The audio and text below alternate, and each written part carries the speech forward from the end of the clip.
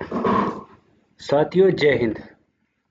Government of India, ministry of railway जो vacancy निकाली है, इसमें एक्स सर्विसमैन के लिए भी वैकेंसी है। वैकेंसी एक्चुअली 5-10 साल के लिए कॉन्ट्रेक्चुअल बेस पे है। पे लेवल 7 है और जो वैकेंसी है वो है सेक्शन कंट्रोलर की। सेक्शन कंट्रोलर की वैकेंसी यहाँ पे आपको देखने को मिलेगी। ठीक है, इधर उधर भटकने से, गुजरात जाने से अच्छा है कि आप इसके लिए अप्लाई कर सकते हैं। वीडियो में अंत तक बने रहिए। आपके जो नज़दीकी आरआरबी है, यानी जो रेलवे का क्षेत्र है, उसमें आप फॉर्म फिल कर सकते हैं। तो मैं बिना किसी देरी के वीडियो ज़्यादा लंबा नहीं लूँगा, क्योंकि बहुत बड़ा पीडीएफ है और उसी को हाईलाइट किया गया है जो भूतपूर्व सैनिक के लिए यहाँ पे होने वाला है। ठीक है, ये देखो यहाँ पे लोग काम कर रहे हैं। यहाँ पे लिखा है सेंट्रलाइज एम्प्लॉयमेंट नोटिस, ये यहाँ का नोटिस नंबर है। तो चलता हूँ मैं सीधे। सबसे पहले है opening of online submission of application, यानी कि फॉर्म भरने की जो डेट है वो कब से शुरू है। फॉर्म भरने की डेट है 15 तारीख से, यानी आज हो गई 18, तो 15 तारीख से है फॉर्म भरने की डेट। और closing of online submission application ये 14/10 तक है, यानी 14 अक्टूबर तक। तो 1 महीने का टाइम है, आप इस फॉर्म को फिल कर सकते हैं। ठीक है, ड्यूटी का समय 8 घंटे होगा, वो शिफ्ट वाइज होती है, आपको पता ही हर जगह। तो चलते हैं आगे। फिर मेन चीज़ें बताएंगे आपको। यहाँ पर लिखा है details of vacancy at a glance. यहाँ पर लिखा है graduate post with minimum education qualification of university degree और its equivalent and age between 20 से लेकर 33 तक। यहाँ पर लिखा है कि मतलब आप ग्रेजुएशन होनी चाहिए, लेकिन आपके पास तो ग्रेजुएशन का सर्टिफिकेट है, तो आपको कोई टेंशन लेने की ज़रूरत नहीं है। यहाँ पर लिखा है name of post section controller, पे लेवल 6, पेमेंट है 35,400 रुपये इनिशियल पे है, और मेडिकल स्टैंडर्ड A2 चाहिए, और टोटल वैकेंसी है 368। ठीक है, यहाँ पर लिखा है सर्विसमैन को रिजर्वेशन यहाँ पर दिया जाएगा, वो सब जगह दिया जाता है। ठीक है, अच्छा चलते हैं फिर आगे। क्या क्या लिख, क्योंकि बहुत लंबा पेज है, इसलिए आपको वही बताया जा रहा है। यहाँ पर लिखा है stage of exam, there shall be single stage computer based test, केवल एक ही एग्जाम होगा। Computer based aptitude test and document verification and medical, ये होगा यहाँ पे।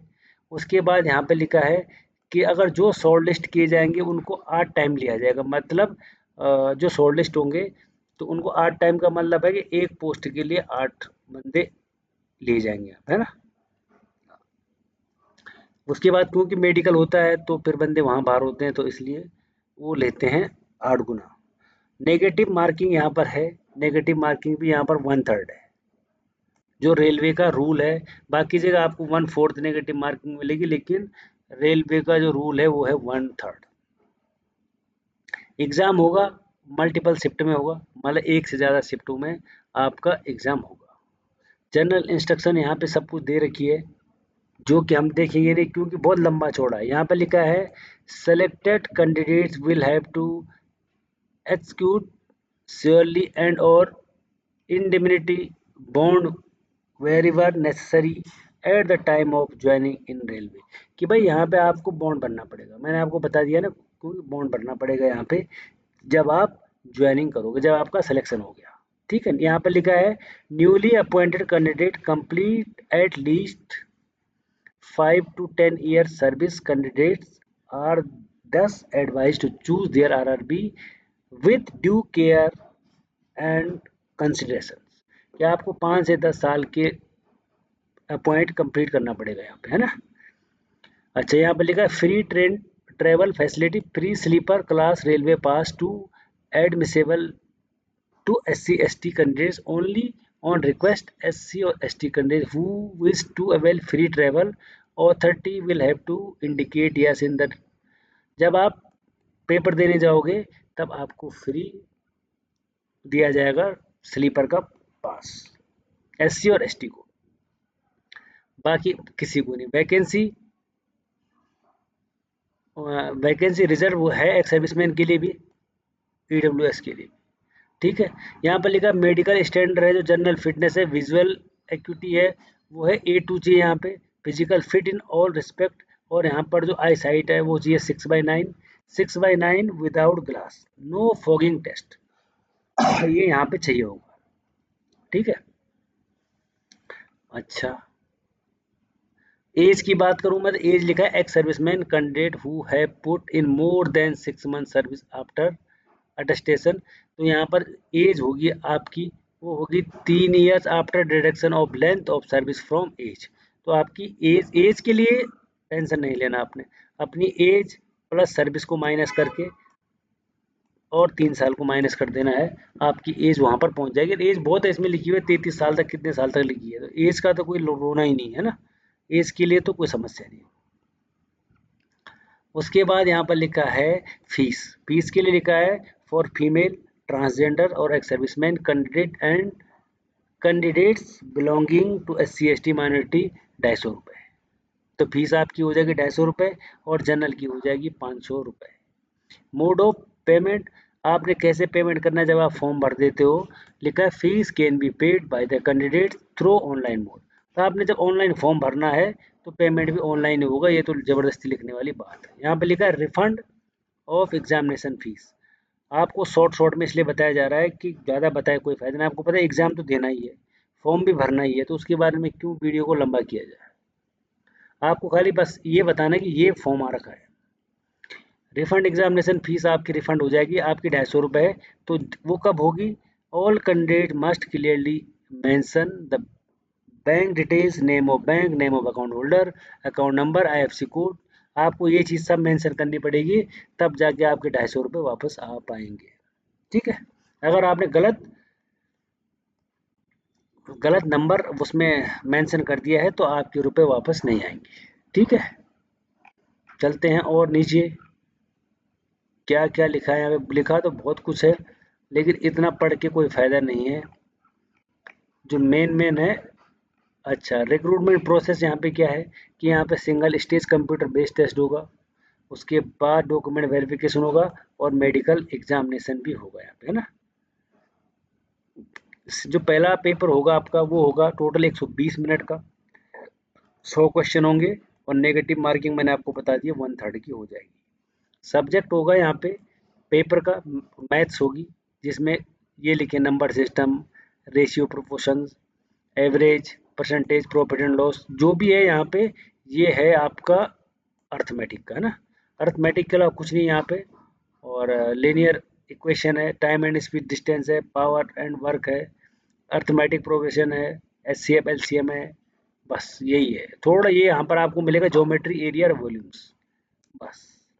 उसके बाद रीजनिंग है, रीजनिंग के बाद इंग्लिश है और इंग्लिश के बाद कुछ नहीं है।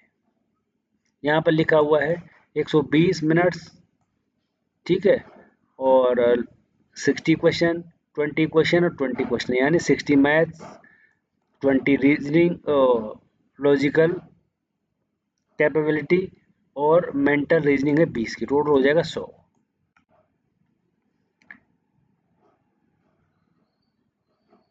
नेक्स्ट देखते हैं क्या है, अब डायरेक्ट चलते हैं वैकेंसी पे कि वैकेंसी आपको कहाँ मिलेगी। यहाँ पे लिखा हाउ टू अप्लाई, अप्लाई बोला कैसे करना है,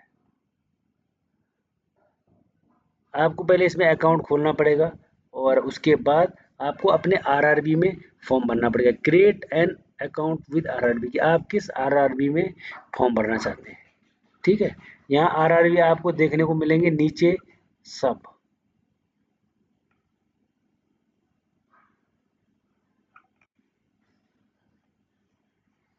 OTR रजिस्ट्रेशन के लिए यहाँ पे आपको मिल जाएगा rrbapply.government.in। तो यहाँ पर ये लिखा है कैंडिडेट RBI, आपने जो भी RRB से फॉर्म भरना है, ये RRB की लिस्टें यहाँ पे दे रखी हैं। फॉर्म तो आप भर ही लोगे, फॉर्म की कोई दिक्कत नहीं है, यहाँ पे केवल होना है पास। अब मैं ले चलता हूँ आपको सीधे वैकेंसी पे। ये है वैकेंसी यहाँ पे, सबसे पहले अहमदाबाद, अजमेर, अहमदाबाद में एक सर्विसमैन की 1, अजमेर में 3, बेंगलोर में 3, और भुवनेश्वर में 2, बिलासपुर में 2, चंडीगढ़ में है जो वैकेंसी है वो 0 और चेन्नई में भी 0। वहीं गोरखपुर में 1, गुवाहाटी में 2, जम्मू और श्रीनगर में 1, कोलकाता में 2 और मालदा में 2, मुंबई में 2 और मुंबई में 2, यानी मुंबई में टोटल हो जाएगी 4। उसके बाद मुजफ्फरपुर 2, प्रयागराज में 2 और एक और है प्रयागराज में, टोटल है 3। फिर आता है रांची में 1, सिकंदराबाद में 1 और 2 3, सिलीगुड़ी में 1 और तिरुवनंतपुरम में 2। टोटल 36 वैकेंसी है भूतपूर्व सैनिक के लिए। तो आप लोग इसके लिए अप्लाई कर सकते हैं और यहाँ जॉब कर सकते हैं अपने नज़दीकी क्षेत्र में, जहाँ आपको लगता है कि हाँ सही है। बाकी इसमें पूरा का पूरा फॉर्म भरने के लिए दे रखा है, तो कोई फ़ायदा नहीं है आपको इतना लंबा चौड़ा बता के। बस आपने खाली ये देखना है कि वैकेंसी कितनी है और फॉर्म कब से भरना है। आप फॉर्म भरते जाओ, एक बार पढ़ो क्या सिलेबस है, क्या सैलरी है। तो मैंने इसलिए इसको वीडियो को लंबा नहीं किया है। तो ये तो था आज का ये नोटिफिकेशन, क्योंकि शॉर्ट में था बिल्कुल, इतना तो पढ़ना ठीक नहीं है ना, थोड़ा ज़्यादा लंबा हो जाएगा तो लोग बोर हो जाएंगे। तो फिर मिलेंगे एक और नए अपडेट के साथ, एक और नई वीडियो के साथ, एक और नई जानकारी के साथ। और अगर आपने चैनल को लाइक शेयर और सब्सक्राइब नहीं किया है, आप अगर हमारे चैनल पर पहली बार हैं तो चैनल को लाइक शेयर और सब्सक्राइब तो करें ही करें, और भूतपूर्व सैनिक जो भी हैं उनके लिए ये शेयर ज़रूर करें। तो फिर मिलेंगे एक और नए अपडेट के साथ, तब तक के लिए जय हिंद, थैंक यू, धन्यवाद।